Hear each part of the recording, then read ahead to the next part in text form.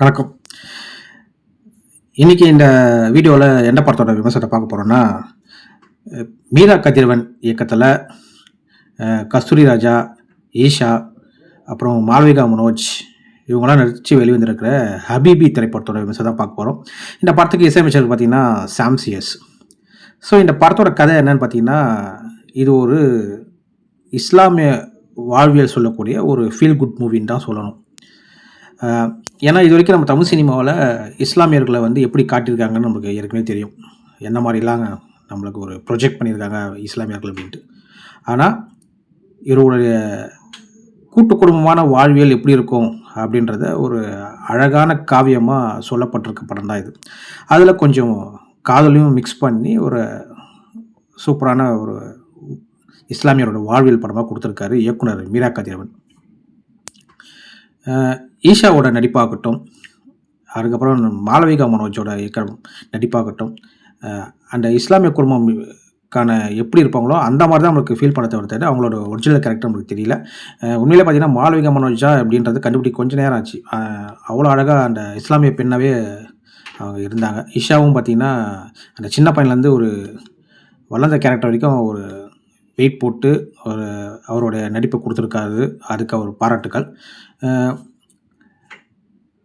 ஒரு கைத்தறி நெசவாளர்களாக இருக்கிற அந்த இஸ்லாமிய குடும்பம் கஷ்டத்து சூழ்நிலை காரணமாக வெளிநாட்டுக்கு கல்ஃப் கண்ட்ரிஸ்க்கெலாம் போனாங்கன்னா ஒரு 8-10 வருஷம் கழிச்சு தான் வருவாங்க. அந்த மாதிரிலாம் இருக்கும். அப்படி வந்து தான் இவங்க இங்கே வந்து அந்த வீடு கட்டுறதாகட்டும், அவங்களோட குடும்பத்தை மேம்படுத்துறதாகட்டும் அப்படிலாம் பண்ணிகிட்டு இருப்பாங்க. அந்த கடினமான வாழ்க்கை எப்படி இருக்கும், அதுக்கப்புறம் அவங்கள அந்த காலகட்டத்தில் பார்த்திங்கன்னா நம்மளுக்கு இந்த வீடியோ கால், ஃபோன்லாம் கிடையாது. அப்போல்லாம் பார்த்திங்கன்னா லெட்டரு இல்லைன்னா அந்த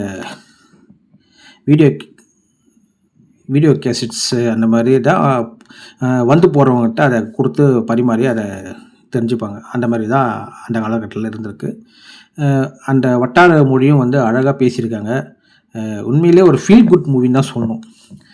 உண்மையிலே எனக்கு அந்த படம் ரொம்ப கனெக்ட் ஆச்சு. ஸோ இஸ்லாமியோட வாழ்வில் இப்படிலாம் இருக்குமா அப்படின்றது அவங்களோட திருமணமாகட்டும், அவங்களோட மற்ற சம்பிரதாயங்களை மட்டும் எல்லாமே வந்து அழகாக காட்டியிருந்தார் இயக்குனர்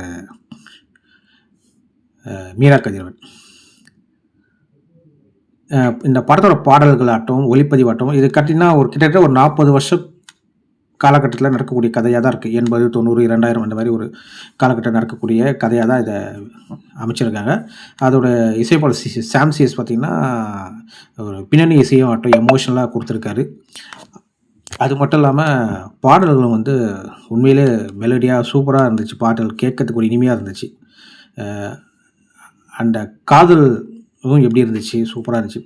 அதுக்கப்புறம் அவங்க ஊர்லேருந்து வந்து அவரோட குடும்பம் எப்படி மாறுச்சு, அதுக்கப்புறம் இந்த இருவருக்கான ஈஷாக்கும் மாளவிகா மனோஜுக்கான காதல் எப்படி ஆச்சுன்றது தான் இந்த படத்தோட முடிவு என்ன ஆனது அப்படின்றது. அதை ஒரு அழகான காவியமாக சொல்லப்பட்டது தான் இந்த ஹபீபி. உண்மையிலே இந்த படம் கமர்ஷியலாக எந்த ஆக்ஸ்பெக்ட்ஸும் இல்லைனாலும் இந்த படம் நம்மளுக்கு தேட்டருக்கு போனால் ஒரு நிம்மதியான ஒரு ஃபீல் குட் மூவியை கொடுக்குன்ற நம்பிக்கை இருக்குது. ஸோ கண்டிப்பாக இந்த மாதிரி ஒரு ஃபீல் குட் மூவி நீங்கள் பார்க்கணுன்னு நினைக்கிறீங்க, ஒரு இஸ்லாமிய வாழ்க்கை எப்படி இருக்கும் தெரிஞ்சுக்கணும்னு நினைக்கிறீங்கன்னா கண்டிப்பாக இந்த படத்தை நீங்கள் ட்ரை பண்ணி பார்க்கலாம். அவ்வளோ ஒரு அற்புதமான படமாக கொடுத்துருக்காரு இயக்குனர் மீரா கதிரவன். அவருக்கு நம்ம வாழ்த்துக்களாகட்டும். இது வரைக்கும் நம்ம பார்க்காத ஒரு இஸ்லாமியர் வாழ்க்கையை நம்ம கண்முன் காமிச்சிருக்கான்னு தான் சொன்னோம். ஸோ இதே போல் வேறு ஒரு உங்களை விமர்சனத்தில் மீண்டும் சந்திக்கிறேன்.